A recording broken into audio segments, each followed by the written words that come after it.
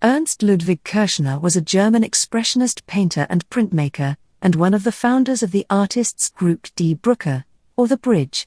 Its members worked in Dresden and Berlin before the First World War.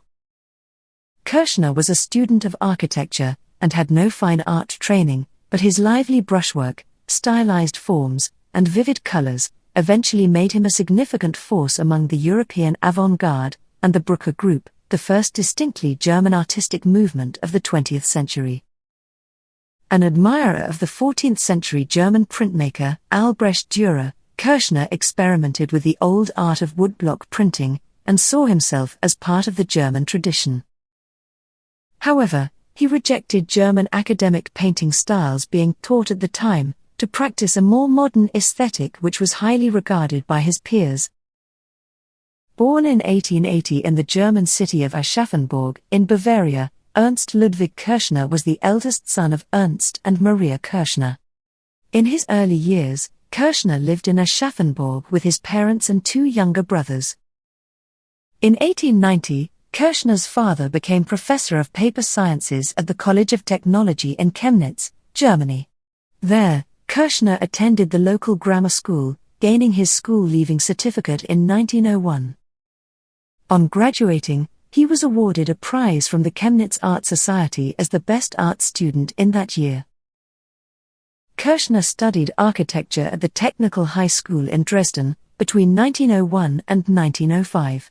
However, he was obsessed with painting and chose to dedicate himself to fine art rather than architecture. The school provided a wide range of studies in addition to architecture, such as freehand drawing, perspective drawing and the historical study of art. He spent a semester in Munich, Germany studying at the Royal Bavarian Polytechnic in 1903. At the same time, he also attended an experimental private art school where he took classes in life drawing and composition. While in Munich, he produced his first woodcut prints. From then on, the graphic arts became as important to him as painting. Kirchner met his friends Erich Heckel, Fritz Bleyl, and Carl Schmidt-Rottluff while they were studying architecture together in Dresden. They were all interested in painting, and worked to push the boundaries of their art beyond the academic style accepted at the time. The group's heroes were earlier German artists, such as Albrecht Dürer, Matthias Grunewald and Lucas Cranach the Elder, as well as some contemporary international artists.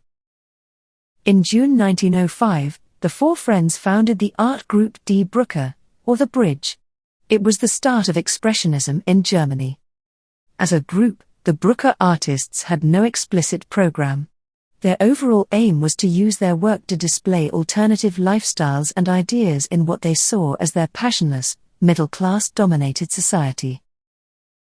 Between 1905 and 1910, Dresden hosted several exhibitions by famous artists. These included Dutch artist Vincent van Gogh, Norwegian artist Edvard Munch, Austrian artist Gustav Klimt, as well as an exhibition on the French Fauvists. These artists deeply impressed Kirchner and his friends. Searching for ways to translate emotional conflict into visual themes, the Brücke artists began to incorporate the styles they saw at the exhibitions into their work. They used jagged outlines and shrill, often acid colors, creating an emotional urgency they believed had been lost to art in recent times. Unhappy with realism, they wanted instead to convey feelings and emotions. In 1906, Kirchner wrote a short mission statement for the group in the form of a woodblock print. In it he called for a break from the prevailing artistic tradition, and invited young artists to join the Brücke group in a new direct and unfiltered form of creative expression. He urged them to seek artistic and personal freedom, in defiance of the established order of their society. The artists met in Kirchner's studio and worked together in spiritual solidarity. Later, other artists joined, and together they formed a community, sharing techniques and exhibiting together in local art shows. Kirchner's studio was more than just a workspace, it was a vibrant bohemian environment, where art and life intersected. The interior, filled with paintings, drawings, books, and artistic materials, became the subjects of many of the Brucker artists' paintings, showing their belief in the studio as a central point, where art and life meet.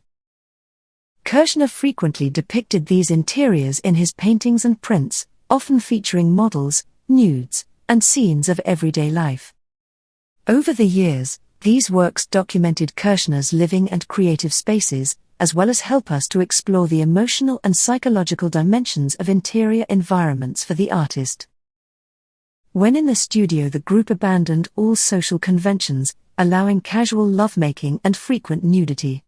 Group life drawing sessions took place using models from their own group in unself-conscious informal poses. Kirchner treated the human figure as central to his art, with the studio forming a backdrop. His pictures capture models posing, as well as many aspects of his bohemian life. Apart from painting, both Kirchner and the other Brucker artists enthusiastically embraced woodblock printing, which gave them more immediate and spontaneous images than other methods, such as etching or lithography. Their paintings and prints covered a wide variety of subjects, including the human figure, landscape, portraiture, and still life. They focused on figures in urban settings, using emotional immediacy, intense colors, distorted body parts, and angular forms. To encourage spontaneity in their work, the Brucker artists began to draw live models using quarter-hour poses, as well as rapidly changing positions. This was a practice that the group would continue to pursue for many years. In 1905, Kirchner produced a series of 7 woodcuts inspired by the novel Two People, published in Berlin in 1903. The curved lines and clear black and white contrast are legacies of the Art Nouveau style. Yet the depiction of a male nude also reflects the popular life reform movement's ideal of a healthy body, formed by a natural lifestyle. The Brucker artists' expressionistic handling of paint was seen at the time as a powerful reaction to the prevailing style of Impressionism, which was dominant in German painting. However, the two styles differed significantly. Kirchner and his friends worked to express their inner feelings about a subject, while the Impressionists took a more passive view, avoiding emotional or political content altogether. Similar ideas were being explored at the same time by French Fauvist artists, Henri Matisse and André Derain. However, feelings of anxiety in Kirchner's works differ from the emotional feelings in Fauvist art, which tends to be more lyrical. Nevertheless, Fauvism significantly influenced Kirchner's style, leading him to use flat areas of unbroken, often unmixed color in his work. This use of color for visual impact is evident in this work, Girl Under Japanese Umbrella, painted in 1906. And also, Artist and His Model, showing the influence of the French Fauvists' treatment of color. However, the jagged outlines of Kirchner's forms, and the wary expressions of the faces, create a threatening mood that is absent in Fauvist works. In 1906, Kirchner met Doris Grosser, who soon became his lover and favored model. He continued the relationship until shortly before he left for Berlin in 1911. During this time, Kirchner gave her the pet name Dodo, which appears in many of his paintings. In this picture, he enhances the impact of the scene by using a fresh, colorful palette and loose brushwork. While it appears spontaneous, the work has been carefully prepared with an underdrawing. From 1906, Kirchner and the other Brucker artists increasingly turned to paintings and drawings of nudes, a subject which became central to their work during their time in Dresden. They focused on line, form and color, rather than aesthetic beauty, which freed them from more traditional approaches to painting. The naked body became the basis of all their art, and Kirchner studied it in its natural form, attempting not to copy nature, but to show the body in all its variations. In September 1906, the Brucker Group held its first exhibition, focusing on the theme of the female nude. Brucker artist Fritz Blale designed this poster for the event, which features a partially abstracted nude woman. Unfortunately, The poster was deemed too sexually suggestive for public viewing by local authorities, and had to be removed. Kirchner's drawings at this time are deliberately crudely drawn, reflecting both his indifference to traditional academic standards of beauty and draftsmanship, and his appreciation for a non-European aesthetic. The unnaturally bright colors and distorted features of this painting, Two Girls, lends a feeling of alienation to the picture. Here an otherwise tender scene becomes synthetic and troubled, and there is no genuine warmth. Kirchner's paintings seem afflicted with an unsettling erotic and malevolent glow, even when depicting intimacy. Much of Kirchner's work exhibits these preoccupations. In Dresden Street, the rhythms of fashionable women promenading accentuate their primitive sensuousness, which he made look ominous by the savage dark outlines of their figures, and their mask-like faces. Even his woodcuts exhibit this confrontational trend. In Nude Dancers, featuring a group of female dancers on stage, Kirchner uses crude cuts in his woodblock to generate a rawness that is displayed here with emotional directness. In his first Brücke period paintings, Kirchner always attempted to weave a potent sense of a spiritual and primitive harmony between life, art and nature. In these paintings he used the nude as a symbol, bringing art and life into sharp focus. In his studies of the nude, such as Bathers at Moritzburg, his work is often explicitly erotic. And in his lithograph, Man's Head with a Nude, his fantasy of sexual aggression reaches nightmarish proportions.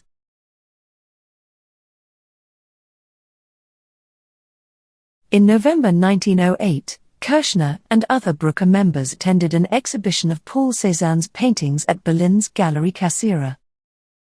After seeing Cézanne's outdoor bathers firsthand, Kirchner started emulating elements of his style, most notably by making forms more monumental, systematically dissolving contours, and fusing figures with their surroundings. Kirchner's new approach was more spontaneous, and he could finish paintings more quickly, with a limited number of strong expressive strokes. As in this painting, alienation again pervades even Kirchner's most intimate scenes. Often, this is emphasized by his use of unmixed, straight from the tube colors and dark black lines as well as high contrast. When the Ethnological Museum reopened in Dresden in March 1910, Kirchner became increasingly interested in art from Oceania, Central India, and West Africa. From this period his works are dominated by hard contours and two-dimensional depictions. Between 1909 and 1911, Kirchner and his Brücke friends Haeckel and Pechstein repeatedly stayed at the Moritzburg Lakes, near Dresden. The location provided them with the simple life close to nature they desired, and as one of the main centers of the nudist movement, an uncomplicated acceptance by those around them of the body and its sexuality. While the impish naked merrymakers portrayed in this painting, forest scene, may not seem all that disturbing today, Kirchner's frank portrayal of young German men and women brazenly displaying themselves in his pictures was considered a moral affront at the time. What sets Kirchner's figures apart from other works of the time is their sense of complete freedom and lack of restraint. His subjects soak in the summer sun, without the slightest trace of inhibition. Kirchner's Moritzburg Lakes images display a hidden subculture, where sexuality was openly discussed and where the naked body was neither covered or feared. It was all in keeping with his ideals, and the youth and beauty subcultures that began to rise in Germany during the late 19th and early 20th centuries as a reaction to the conservative moralist mainstream. The Brücke artists viewed their society's restrictions as unnecessarily rigid, prudish, and even hypocritical. Norwegian artist Edvard Munch's painting Puberty had caused a scandal in 1894 for depicting a prepubescent girl. The Brücke artists were also interested in the artistic aspects of the preliminary stages of development of the child into a woman. No other stage of life is so characterized by dramatic change. Painters like Kirchner and his friends sensed this and pursued it.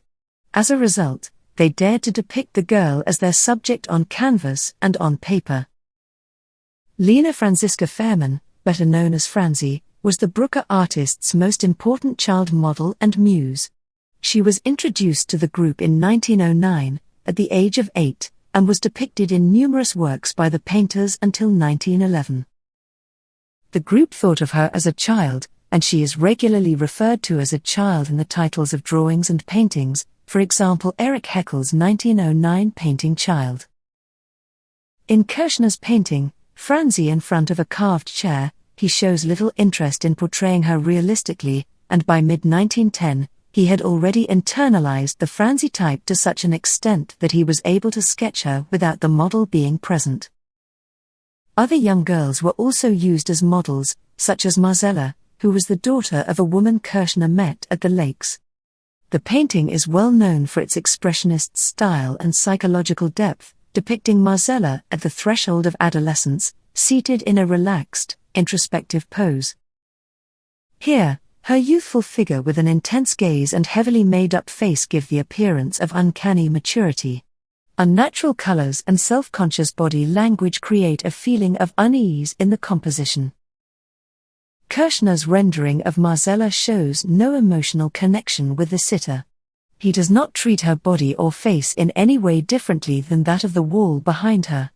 The broad strokes of color are indiscriminate, and offer no relief from the intensity Kirchner used in his work.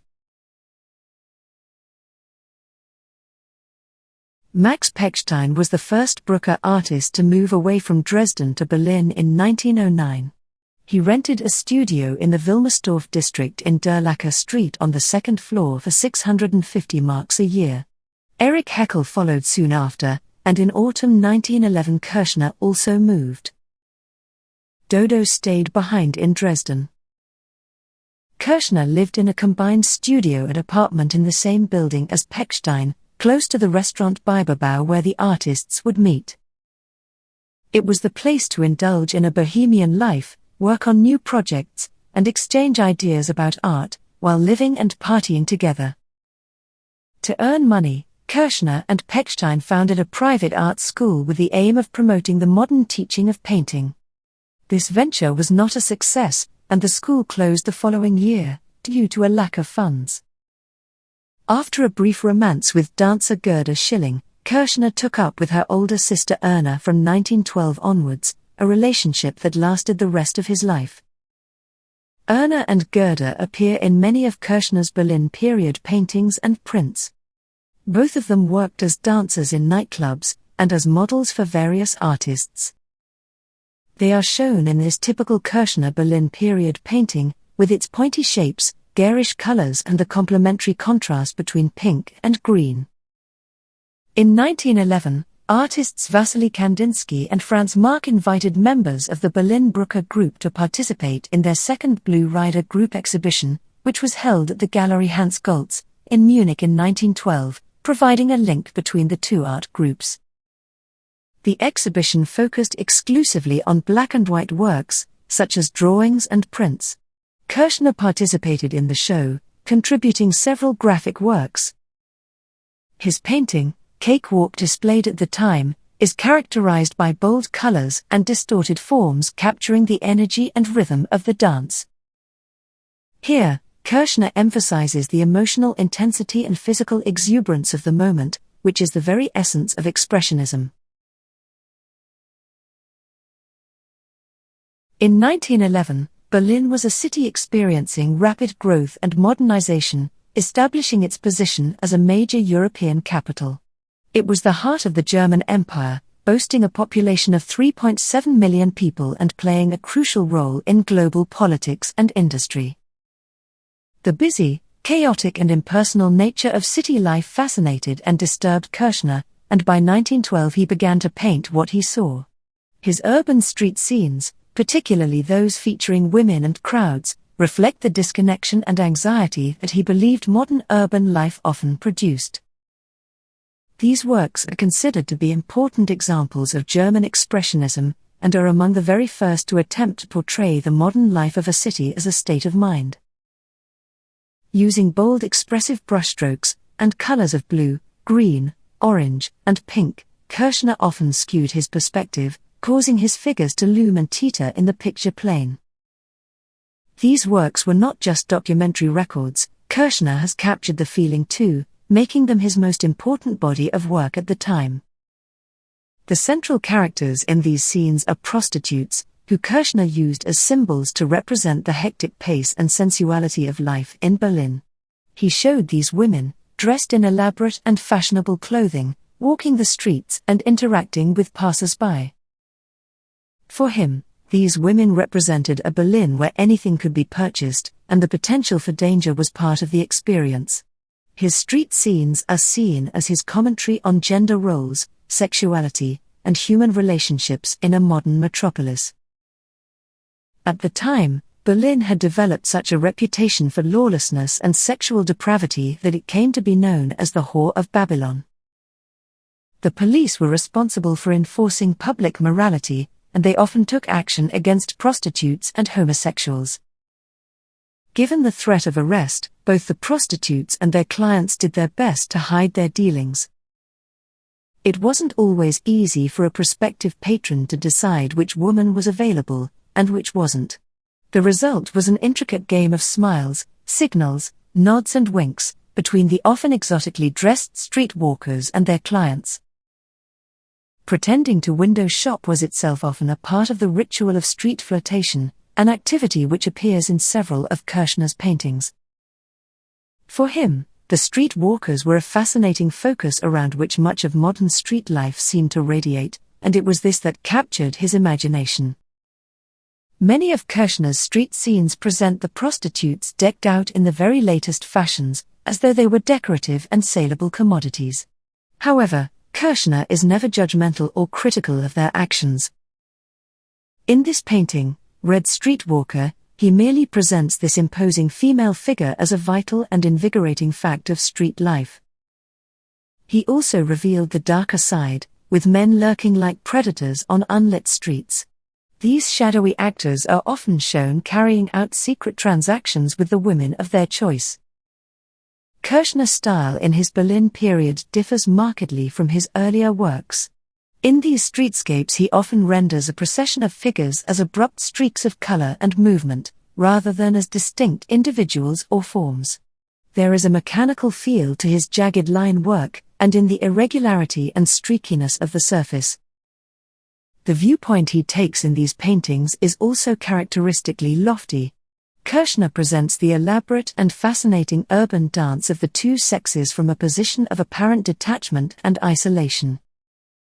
This theme is explored in the vigorously painted Two Women on the Street, showing two women with mask-like faces proudly walking down the busy tilted street of cloaked men with sullen expressions. In these paintings, Kirchner gets beneath the surface of his subject, exposing the troubled and turbulent inner life of Berlin and its inhabitants with neurotic mastery.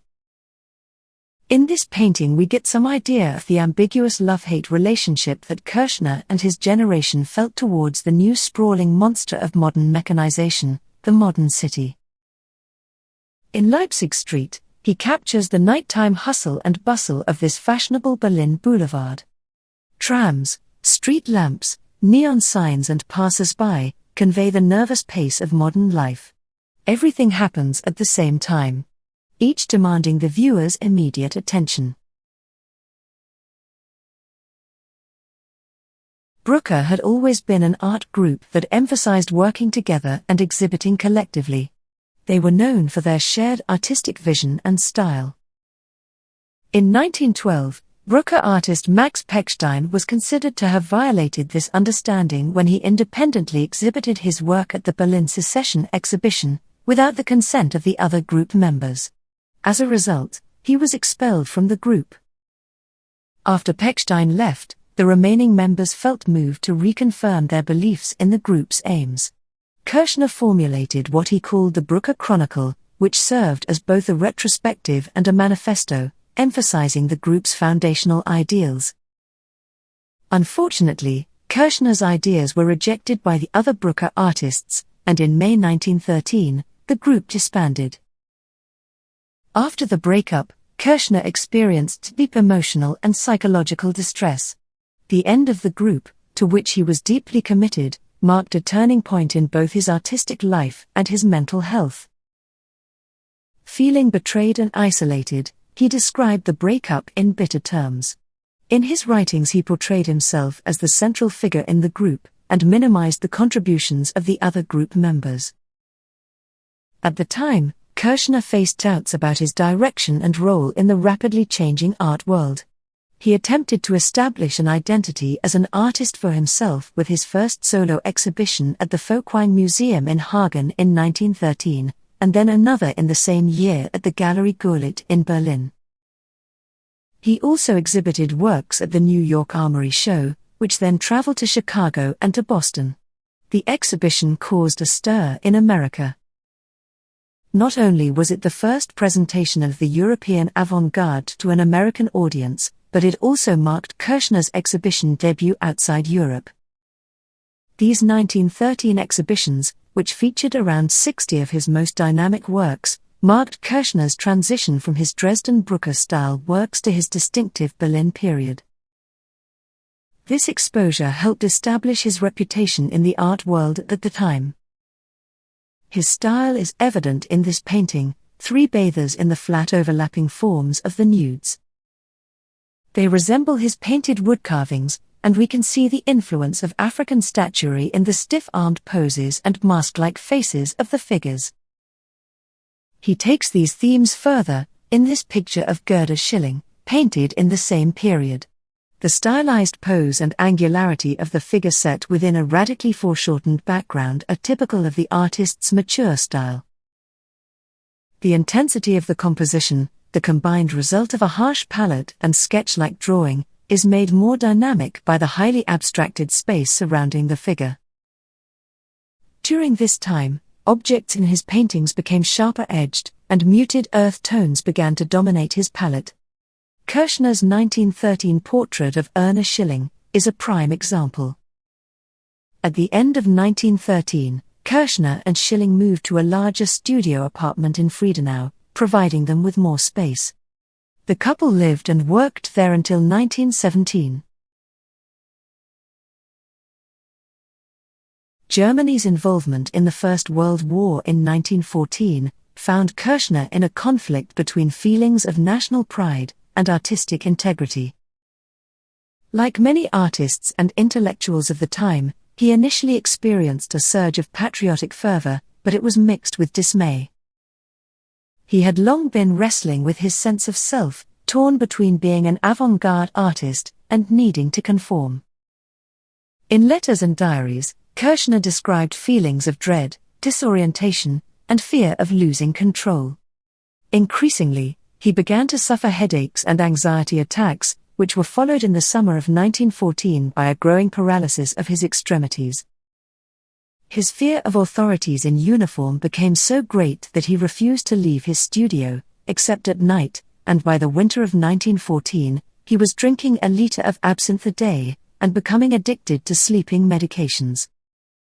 In the spring of 1915, plagued by continuing fears of the war, and hoping to avoid being drafted into combat, Kirchner volunteered to serve in the 75th Field Artillery Regiment as an ambulance driver. He was sent to the city of Halle to train in the reserve unit. Doing everything he could to avoid service, he again took drugs and continued drinking heavily. The result was a self-induced mental and physical breakdown, marked by anxiety and depression. His military service lasted only 2 months before he was granted extended leave to recover from his nervous condition.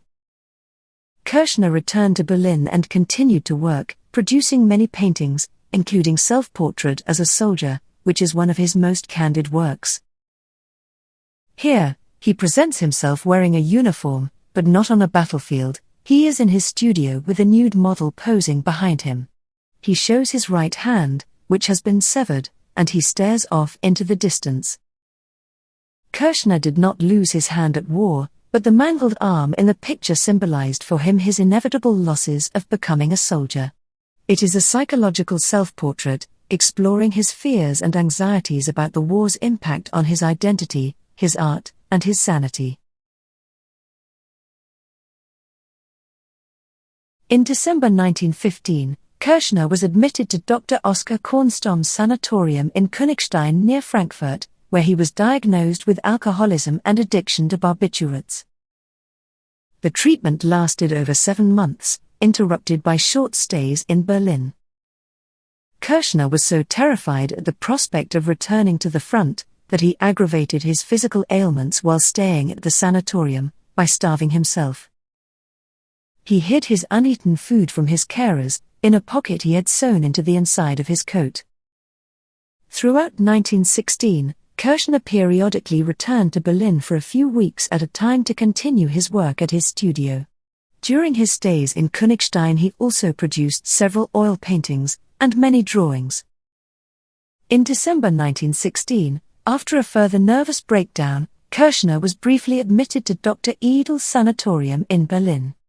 After a diagnosis of cerebral atrophy, due to late-stage syphilis, Kirchner was exempted from military service. He released himself from the sanatorium and stayed instead with relatives in Chemnitz. In a letter to a friend and patron, Kirchner wrote, "After lengthy struggles, I now find myself here for a time, to put my mind into some kind of order. I long more and more for my work and my studio. Theories may be all very well for keeping a spiritual balance, but they are grey and shadowy compared with work and life." After an exhibition of his work at the Ludwigskames Gallery in Frankfurt in October 1916, Kirchner sold several of his works, and his finances improved. Kirchner first traveled to Davos in Switzerland in January 1917, at the invitation of Helene Spengler, whose husband, Dr. Lucius Spengler, ran a health clinic there. While in Davos, he visited the Spengler family, and also viewed an exhibition of works by Swiss painter Ferdinand Hodler. He returned to Berlin after 10 days, forced to leave by exceptionally cold weather. In April 1917, Kirchner returned to Davos for treatment at the Spengler Clinic. He was found to have a combination of severe psychological and physical conditions, including depression, addiction to alcohol and morphine, blackouts, paralysis, and general mental illness. At the clinic, Dr. Spengler attempted to make Kirchner follow strict rules and routines while withholding addictive substances from him. Kirchner deeply resented this intrusion, and did everything in his power to deceive the doctor and delay the treatment. To avoid being under constant watch, Kirchner rented a hut in the nearby mountains, used as a shelter for alpine dairy farmers. He lived there, and used it as a studio and a refuge. He continued to experience depression, occasional pain and paralysis of his limbs, but wrote in a more cheerful tone to an acquaintance saying that he thought the high mountains would help him. The Spengler family continued to provide him with food, withdrawal support, and art supplies, and also helped him through his illness and creative blocks. In 1917, Kirchner had his first solo exhibition in Switzerland, at a bookshop in Davos. His first collectors in Switzerland were the Spengler family and later, physician Friederike Bauer, whom he met in 1922. The summer of 1917 was a very productive time, despite Kirchner's illness. He finished some important pieces, including Moon Rising over the Staffelalp. He also produced a number of woodcuts. These works marked the beginning of Kirchner's alpine life.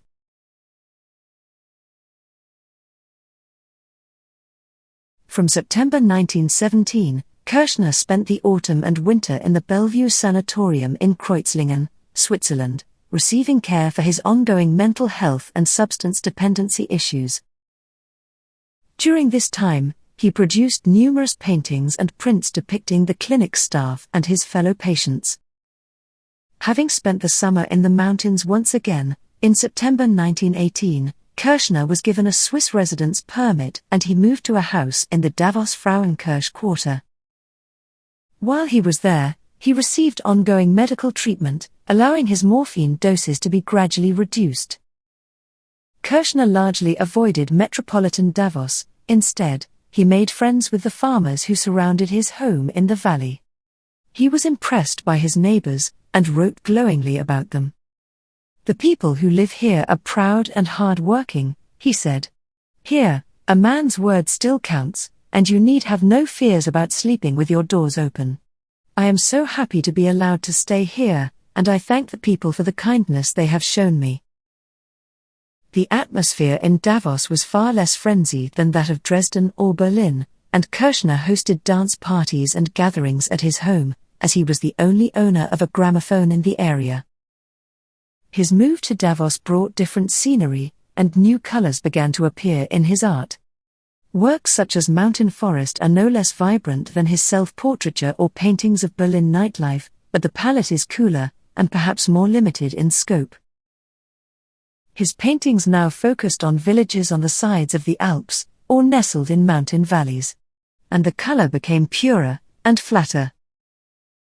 Erna visited him periodically in Frauenkirch, while also keeping a residence in Berlin to take care of Kirchner's business there. In 1919 she sent the first shipments of his belongings from Berlin, including the printing press and carpets. She also sent numerous paintings as rolled-up canvases. Most of the frames remained in Berlin. In Switzerland, Kirchner began to reframe the works himself. In 1919, Kirchner held a solo exhibition at the Art Hall in Bern, which was a pivotal moment in his post-war career. It marked his re-emergence into the public art world after several years of illness, psychological trauma, and self-imposed isolation in Davos. Showing 40 paintings, drawings and prints created during his convalescence in Davos, the exhibition reflected a transformation in both his artistic style and his subject matter. Alpine scenes, tranquil village views and rural life now replaced the sharp and discordant scenes from his earlier Brucker years. These new introspective compositions remained expressive, while using a brighter palette and a more tempered approach. The exhibition had a mixed but generally positive reception, and helped to re-establish Kirchner's reputation in the art world. It was the first major post-war public appearance of the artist, and helped establish his Davos myth. The idea of the isolated pure artist, finding renewal in nature. Kirchner continued to work through 1919 and 1920 as his health rapidly improved. Another large exhibition of his work was held in Berlin in February 1921, featuring 50 of his works. It was favorably reviewed, demonstrating that he remained influential, despite his distance from the European centers of the art world. American museum acquisitions of Kirchner's work began in 1921, and steadily increased through the next 4 decades.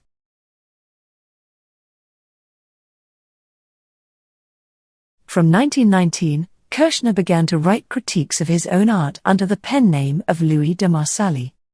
The earliest known example was his contribution to the catalogue for his own 1919 exhibition at the Art Hall in Bern. Kirchner, posing as de Marsali, whom he described as a French art critic, referred to himself in the catalogue notes as a visionary artist with significant achievements, and as a reclusive genius who had found artistic rebirth in the mountains. Believing that nobody had yet understood the essence of his work, or his development as an artist, Kirchner continued over the years to use his alter ego to write about himself. He saw this as a way to lend credibility to his work, and to free himself of any dependence upon the art critics of the day. In his articles, the painter somewhat desperately planted the idea that he had reinvented himself, and that his illness, and his new life outside Germany had only bolstered his work. These writings may have been aimed at convincing himself of his success, as much as convincing anyone else. Kirchner eventually revealed the truth about Louis de Marsali, but only to the wife of his psychiatrist. Everybody else was fooled. He continued using the ruse to support his work until 1933, the year the Nazi regime in Germany denounced his art as degenerate. In May 1921, during a stay in Zurich, Kirchner got to know the dancer Nina Hard, whom he invited back to Frauenkirch to work with him, despite Erna's objections. Nina lived with Kirchner during the summer months, and posed as a model for him on numerous occasions. Erna then moved permanently to Davos to live with Kirchner, and the couple abandoned their apartment in Berlin. In the summer of 1922, Kirchner met weaver Lisa Guger in Davos, and she began producing large-format tapestries based on his designs. Kirchner was inspired, claiming the tapestries were a new way of painting. The composition shown here is multi-figured and complex, yet it conveys a sense of calm and balance, with striking symmetry that sets it apart from the unhinged, often chaotic energy of Kirchner's earlier works. As a result of his collaboration with Guger, Kirchner began to develop a more two-dimensional style, characterized by simplified forms and a focus on pattern and color. It is often referred to as his carpet style. This change may have been good for him, offering a sense of stability and peace that had eluded him in his younger years. In 1923, Kirchner and Erna moved to another dwelling called the Wildboden House. At the time, he wrote in his diary, "Our new little house is a real joy to us. We shall live here comfortably and in great order. This will be a turning point in my life." The house overlooked the village of Frauenkirch on one side, and Davos on the other, and Kirchner used these landscapes as subjects for many of his works. Here, he uses pulsating shades of violet and blue, green and yellow, to depict this rural scene. The swooping perspective is similar to his earlier paintings of urban life. As time went on, Kirchner started to become more worldly, frequenting the cafes of Davos, publishing essays, participating in exhibitions, and corresponding with colleagues. He received many guests from the art world at his new house, and spent many hours with friends, such as Gustav Schiefler, who wanted to create the first catalogue raisonné of Kirchner's prints. It was eventually published in 1926. In 1923, Kirchner became close friends with Albert Müller and his family, who lived in Basel. Müller, a Swiss painter and graphic artist, co-founded the Red-Blue group of artists in Basel in 1924 together with Hermann Scherer. Müller visited Kirchner in Davos, seeing him as a master of the German Expressionist style he admired. Kirchner initially welcomed the group's interest, offered technical and aesthetic guidance, and encouraged their work in woodcuts, painting, and expressionist technique. He was flattered by their admiration, as he was somewhat isolated in the Alps at the time. Initially supportive, over time Kirchner grew somewhat defensive and controlling about his legacy. He felt that younger artists were imitating his visual style too closely, and his relationship with Scherer, in particular, became strained. In correspondence, Kirchner at times expressed jealousy or territorial frustration, particularly toward Scherer, but the tensions also extended to Müller. In 1926, Albert Müller died suddenly of typhoid fever. He was just 29 years old. Kirchner was reportedly shocked and saddened by his death, though he later claimed to have foreseen his friend's early demise, adding a mystical fatalistic note to his reflections. In 1927, Kirchner organized a memorial exhibition for Albert Müller at the Art Hall in Basel. In 1929, Kirchner was forced to distance himself from the Red-Blue group, after they pledged allegiance to him. This upset Kirchner greatly. In an open letter to the group members he stated that he was not their patron, and never would be. At the end of 1925, Kirchner returned to Germany, and stayed until March 1926. Although in the previous years he had wanted nothing to do with his native country, he now intended not only to visit his mother in Chemnitz, but also to cultivate useful contacts while he was there. He made his rounds to Frankfurt, Dresden, Chemnitz, and then to Berlin, where he met with Karl Schmidt-Rottluff, who wanted Kirchner to form a new artists group. But Kirchner politely refused.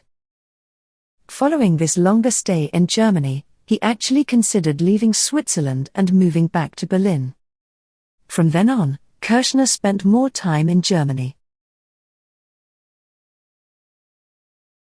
In the late 1920s, Kirchner turned away from the emotional expressiveness of his Brucker years and began making his pictures more two-dimensional. He emphasized line and applied color as large cohesive blocks, describing these changes in his creative expression as his new style. He also began to experiment with abstraction, suggesting that his goal was to participate in present-day German art, using an international modern style. An example is his portrait of Dr. Karl Hagemann, one of Kirchner's most important patrons and collectors. In 1928, Hagemann visited the artist in Davos and sat for him on one of the artist's carved chairs. Kirchner worked on this painting for several years. He finally finished it in 1932 and then gave it to Hagemann as a token of his friendship. Through the 1920s, major exhibitions of his work were held in Berlin, Frankfurt, Dresden, and other cities. In 1928, his works were shown at the Venice Biennale. In 1931, as his success continued, Kirchner was made a member of the Prussian Academy of Arts in Berlin. He also took part in the exhibition, German Paintings and Sculpture, in the Museum of Modern Art, in New York. During the 1930s, he exhibited in Detroit, New York, Basel, Bern, Hamburg, and Munich. In 1933, the Nazis seized power in Germany. Kirchner was initially merely curious, but then increasingly concerned by political developments following Hitler's coup. Returning to Germany was no longer an option for him. In 1935, he experienced a severe psychological crisis, including hallucinations and paranoia. Fearing persecution and surveillance, he wrote that he was almost dead, and believed enemies were plotting against him. These symptoms reflected signs of paranoid psychosis or schizophrenic delusions. By 1936, Kirchner was overwhelmed by mental illness, political anxiety, and physical decline. His deteriorating condition reflected not only personal trauma from the war and past addictions, but also the continuing cultural violence in Germany. The Nazis had labeled Kirchner's art as un-German, and branded him a degenerate artist. Though he had never joined a political party, and despite his voluntary service in the First World War, the Prussian Academy of Arts stripped him of his membership in 1937. Kirchner felt deeply hurt. Over 600 of his works were removed or destroyed by the regime. It became impossible for him to sell his work in Germany, so he turned instead to the art scene in the United States, and tried to establish contacts there. Kirchner's 1915 painting, Self-Portrait as a Soldier, was exhibited in the Degenerate Art exhibition organized by the National Socialist Party in 1937. It was one of 32 works by Kirchner in an exhibition designed to steer the German public away from what the Nazis saw as the art of decay, and to showcase examples of the realist, academic works preferred by the new regime. Though he continued to paint during this time, his letters and journals show a man consumed by uncertainty and fragility. He feared for the survival of his art and legacy, and became increasingly obsessed with censorship, often interpreting random events as part of Nazi interference in his life. Increasingly disturbed, he wrote, "The hard-won cultural achievements of the last 20 years are being destroyed in Germany, and yet the reason we founded the Brucker Group was to encourage truly German art. And now? It is supposed to be un-German. Dear God. It does upset me." The final years of Kirchner's life were characterized by despair, restlessness and anger, followed by phases of hope, harmony and confidence. These feelings are reflected in his woodcut The Sensations, which he created as a reaction to the events of those turbulent years. Meanwhile, he continued to sell in Switzerland, and had a major museum exhibition at the U.S. Institute of Art in Detroit. Even the New York Museum of Modern Art contacted him. In his painting Mountain Studio, the interior of the Wildbodenhaus reveals the union of art and life. The mountain world is visible through the open door, while the artist presents himself, half obscured by the profile of his companion, at the center of the picture. Several of Kirchner's paintings are visible on the walls, with the 1925 painting, Red-Haired Naked Woman, taking center stage. Kirchner revealed something of his feelings for his life partner, Erna Schilling, in his painting, Shepherds in the Evening. Scholars have suggested the two shepherds are Ernst and Erna, in the evening of their lives, and at the end of their collaboration. Kirchner wrote about his feelings for Erna, saying, "When two people go together for life, they make an agreement to achieve a goal. Our goal is to reach the highest level in painting and sculpture. I have a feeling of infinite gratitude towards this woman. But love? I don't have that. My love is absorbed in my paintings." In March 1938, Kirchner became increasingly upset with the situation in Germany. Austria had been annexed by Germany, and he began to think the Nazis might invade Switzerland next. Kirchner thought it would be better to destroy his own artwork, rather than let the Nazis do it, so he burned some of his printing blocks and sculptures. He also cancelled the wedding that he and Erna had planned. In June, he decided to commit suicide, and tried to persuade Erna to end her life too, but she refused. Kirchner then went into his garden in front of his house and shot himself. He was just 58 years old. Kirchner was buried in a nearby cemetery in Davos. Erna continued to live in the house until her death in 1945.